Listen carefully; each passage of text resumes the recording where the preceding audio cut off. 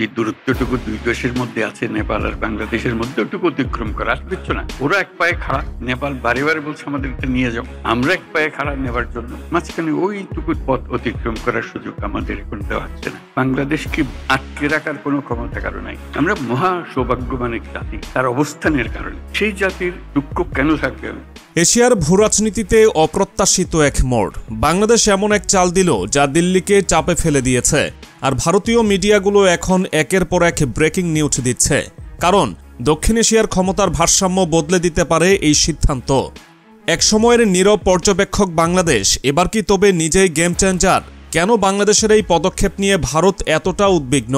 কেন বিশেষজ্ঞরা বলছেন সেভেন সিস্টার্স এখন ভারতের জন্য সবচেয়ে বড় দুঃস্বপ্ন হতে চলেছে?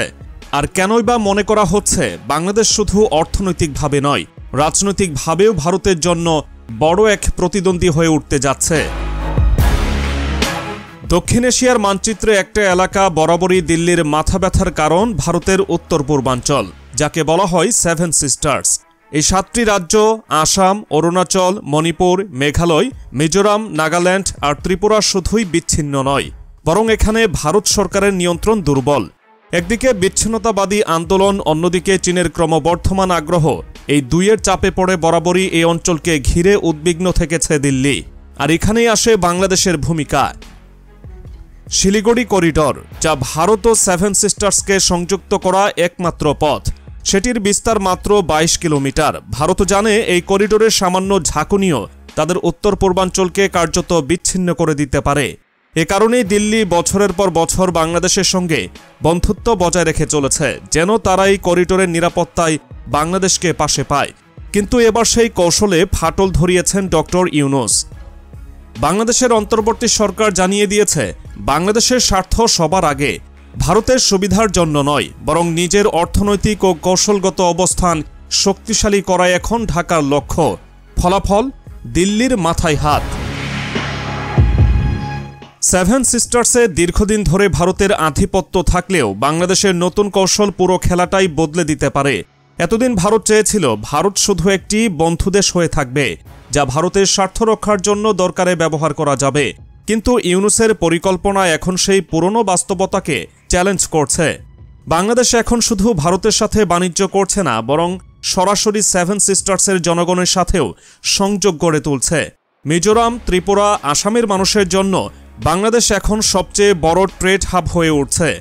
অর্থাৎ ভারতীয় ব্যবসায়ীদের বাজারে না গিয়ে বরং সেভেন সিস্টার্সের মানুষ সরাসরি বাংলাদেশের বাজারে যাচ্ছে।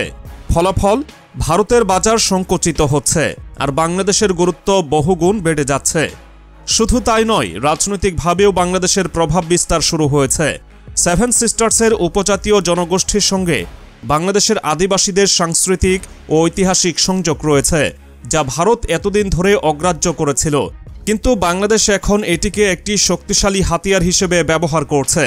ফলাফল, ভারতের অভ্যন্তরীণ রাজনীতিতেও ভারতের ছায়া পড়তে শুরু করেছে। ভারতের সবচেয়ে বড় দুশ্চিন্তা হল চীনের ভূমিকা। ভারতের দৃষ্টিতে বাংলাদেশ যদি চীনের সাথে বেশি ঘনিষ্ঠ হয়, তাহলে সেটি শুধু অর্থনৈতিক নয়, বরং সামরিকভাবেও ভারতের জন্য হুমকি হয়ে উঠবে। আর বাস্তবতা হল, বাংলাদেশ এখন সরাসরি চীনের বিনিয়োগের কেন্দ্রবিন্দুতে পরিণত হচ্ছে। কর্ণফুলী টানেল, মাতারবাড়ি গভীর সমুদ্র বন্দর, এমনকি পদ্মা সেতু, এসব প্রকল্পে চীনের বড় বিনিয়োগ রয়েছে।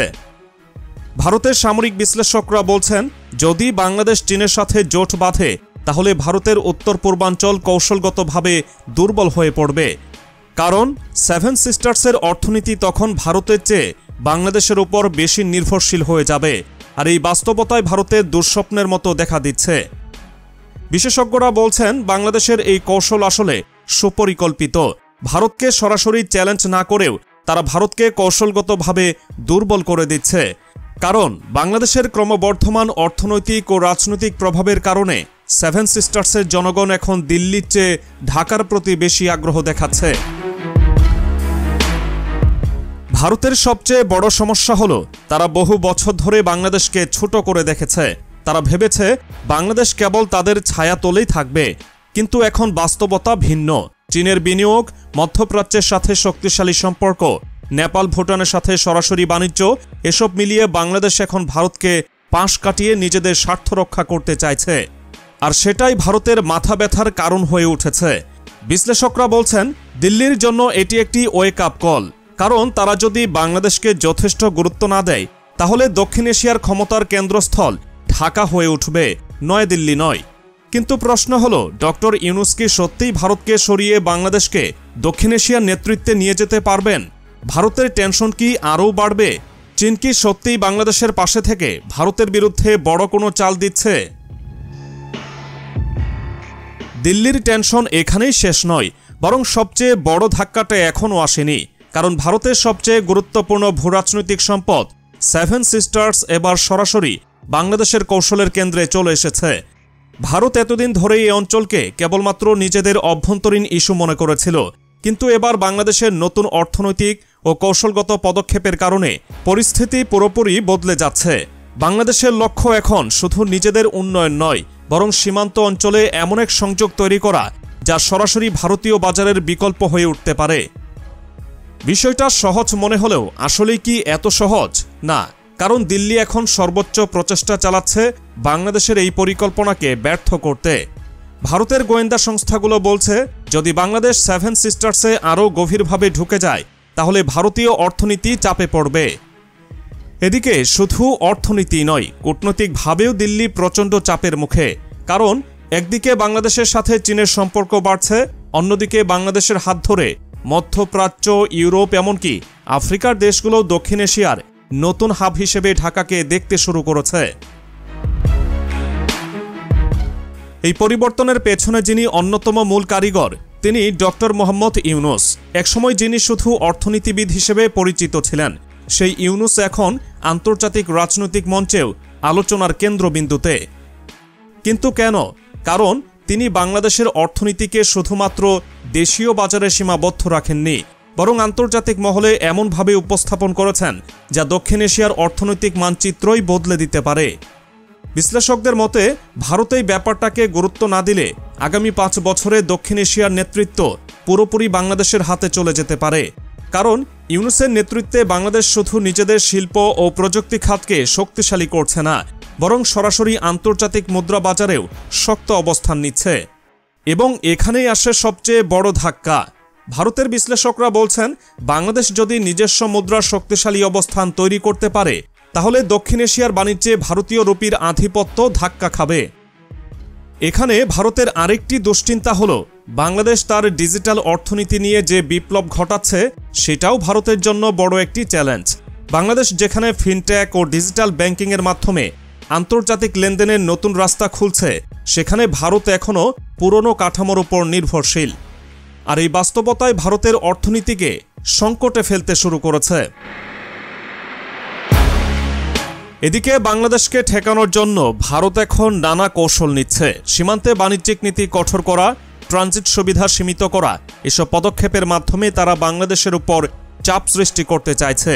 কিন্তু আশ্চর্যের বিষয় হলো, বাংলাদেশ এতে মোটেও ক্ষতিগ্রস্ত হচ্ছে না, বরং বাংলাদেশের ব্যবসায়ীরা এখন আরও বিকল্প পথ খুঁজে নিচ্ছেন।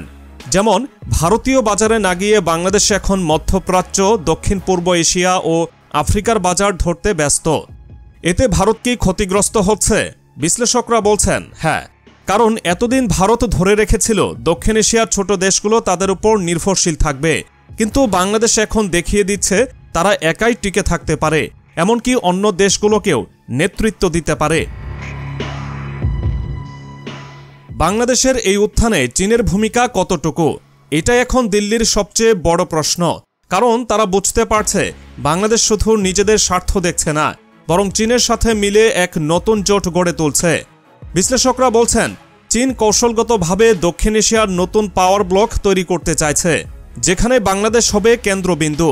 আর যদি সেটি হয় তাহলে ভারত শুধু অর্থনৈতিক নয়, রাজনৈতিকভাবেও মারাত্মক চাপে পড়বে। বিশেষজ্ঞরা মনে করছেন, বাংলাদেশ যদি চীনের সাথে সামরিক সহযোগিতা আরও বাড়ায় তাহলে ভারতের নিরাপত্তা কৌশলও নতুনভাবে ভাবতে হবে। এ কারণেই দিল্লির উদ্বেগ এখন তুঙ্গে। ভারত এখন বাংলাদেশের দিকে কড়া নজর রাখছে, কারণ এই দেশটির প্রতিটি পদক্ষেপ এখন দক্ষিণ এশিয়ার শক্তির ভারসাম্য বদলে দিতে পারে। এখন সবচেয়ে বড় প্রশ্ন, ভারত কি বাংলাদেশকে থামাতে পারবে? চীনের সাথে বাংলাদেশের এই সম্পর্ক কি দক্ষিণ এশিয়ার জন্য নতুন এক মেরুকরণের সূচনা? সেভেন সিস্টার্স কি সত্যিই বাংলাদেশের দিকে ঝুঁকছে? এবং ডক্টর ইউনূস কি সত্যিই দক্ষিণ এশিয়ার নতুন শক্তি হিসাবে বাংলাদেশকে দাঁড় করাতে পারবেন? সবকিছুই এখনও অজানা, কিন্তু এটুকু নিশ্চিত, বাংলাদেশ এখন শুধু একটি উন্নয়নশীল দেশ নয়, বরং একটি নতুন শক্তি, যা পুরো দক্ষিণ এশিয়ার ভূরাজনৈতিক হিসাব নিকাশ বদলে দিতে চলেছে।